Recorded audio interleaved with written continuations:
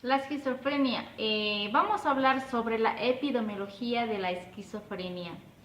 La esquizofrenia es una enfermedad o un grupo de trastorno que comprende una desorganización severa del funcionamiento social, así como alteraciones características de tipo cognitivo, afectivo y del comportamiento de la persona.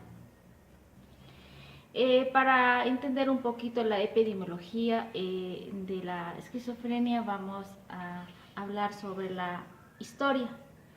En la esquizofrenia, en 1958, hace referencia el psiquiatra belga Amor, describió en su tratado Enfermedades mentales una serie de casos juveniles que consideró víctimas tempranas de un deterioro progresivo. Por tal razón, habló de la demencia precoz para referirse a estos enfermos.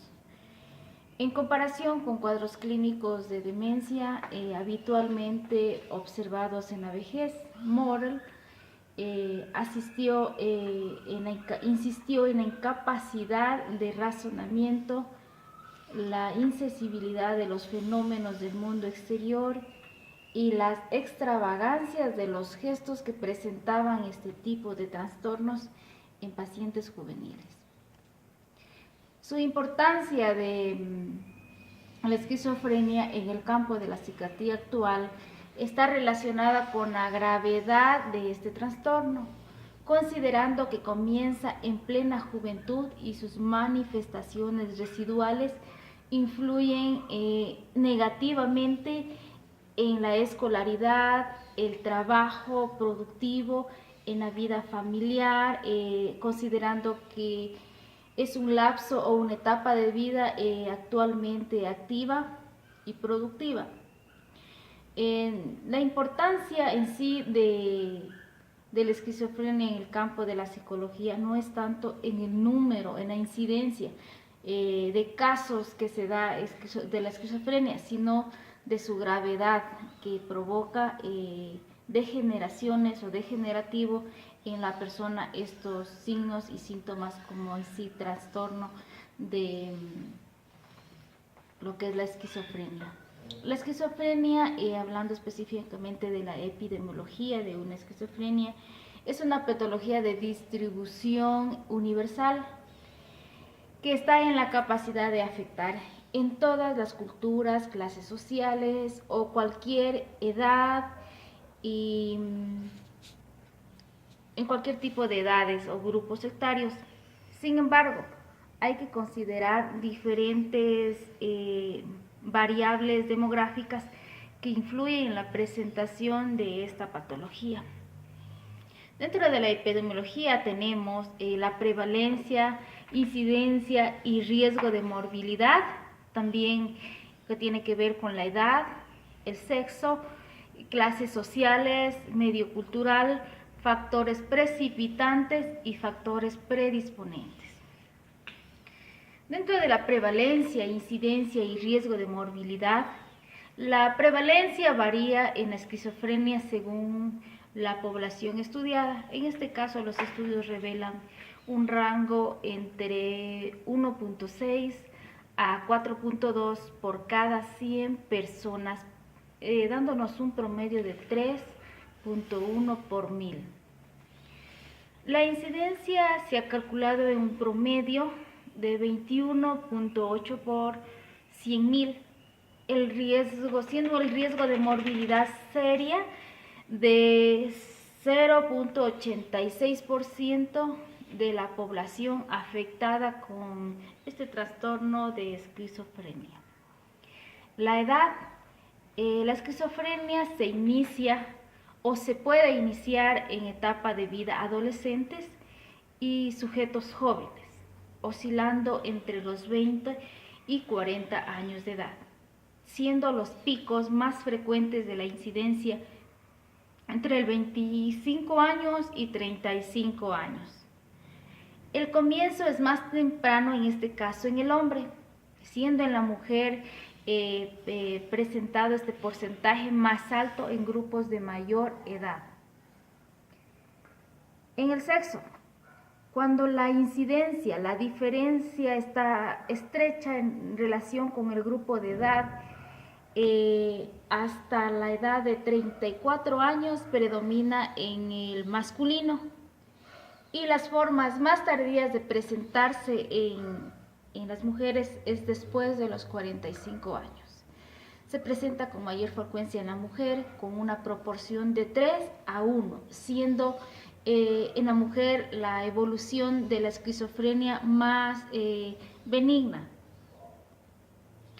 Dentro de las clases sociales también existe una prevalencia de mayor incidencia de la esquizofrenia en las clases sociales bajas, considerando muchos aspectos.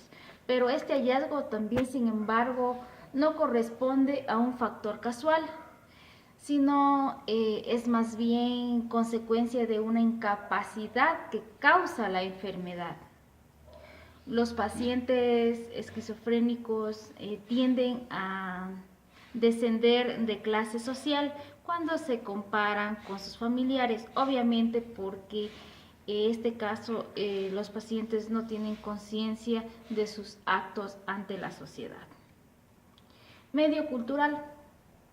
Una de las creencias más expandidas supone que la esquizofrenia es exclusivamente de las sociedades industrializadas y por tanto no existe en sociedades primitivas o rurales. Las diferencias entre zonas industrializadas y rurales se han explicado por factores de concentración de población y migración. Pero sin embargo, ninguna de estos tipos de medios culturales no queda exenta o libre de esta enfermedad.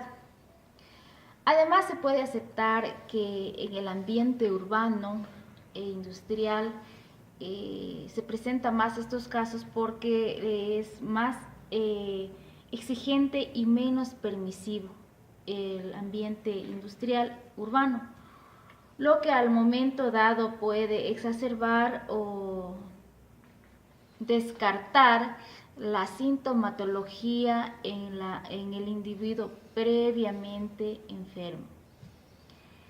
En síntesis, se puede hablar que la evidencia está en contra de una relación casual entre la esquizofrenia y lo que es el aspecto cultural.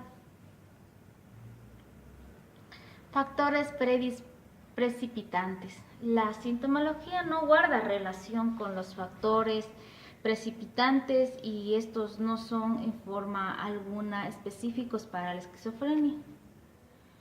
Con relación a la edad de la aparición que es muy temprana, en este caso que es adolescencia, y la adultez temprana, se piensa que esta época es crítica precisamente porque es el momento, por ejemplo, podemos hablar de abandonar el hogar, contraer matrimonio, trabajo, ingresar a alguna institución donde va a estar fuera de su confort. Por ejemplo, también podemos hablar cambiar su estilo de vida. También tenemos los factores precipitantes. Estos factores precipitantes, sin embargo, podemos hablar que son específicamente subjetivos. Por ejemplo, podemos hablar de la muerte de un ser querido por el consumo de drogas alucinógenas. También pueden ser factores invocados dentro de lo que es la esquizofrenia, pero considerando que son subjetivos. Ahora, para hacer un análisis del papel que juegan estos eventos como precipitantes de la enfermedad, tropieza con dificultades metodológicas para su medición, porque hay que considerar que deben ser factores subjetivos para poder dar un criterio o sean parte de un criterio diagnóstico para dar con el trastorno de esquizofrenia. Se observa una mayor incidencia en estos eventos en los pacientes esquizofrénicos frente al grupo de control.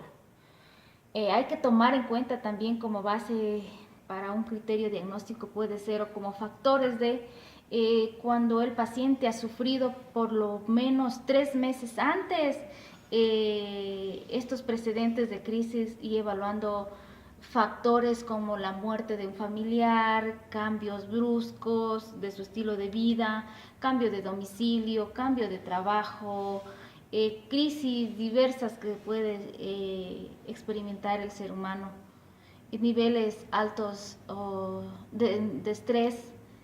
Sin embargo, estos eventos se encuentran con mayor frecuencia en pacientes depresivos, que en pacientes depresivos y no mucho en la esquizofrenia. Esto apoya las teorías actuales que atribuyen a la relación entre eventos vitales traumáticos y la esquizofrenia. Dentro de los factores predisponentes se pensó en un factor también de personalidad o trastornos predisponentes para lo que es de personalidad.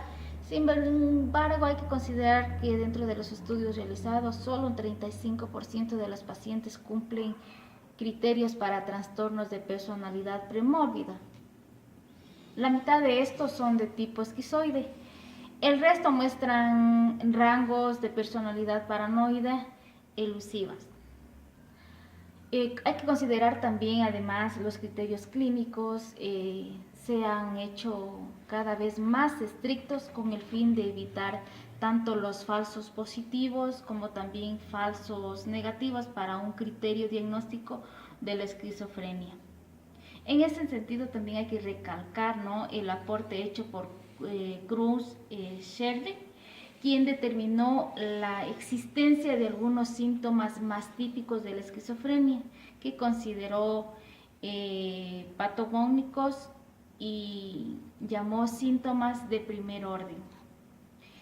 También, sin embargo, la prevalencia total de estos síntomas en los pacientes con esquizofrenia es variable, entre un 28% y un 72%, aunque la presencia de la esquizofrenia actualmente no se considera tan patagónica, pues hasta el 8 al 16% de estos pacientes con depresión psicótica o manía pueden presentar.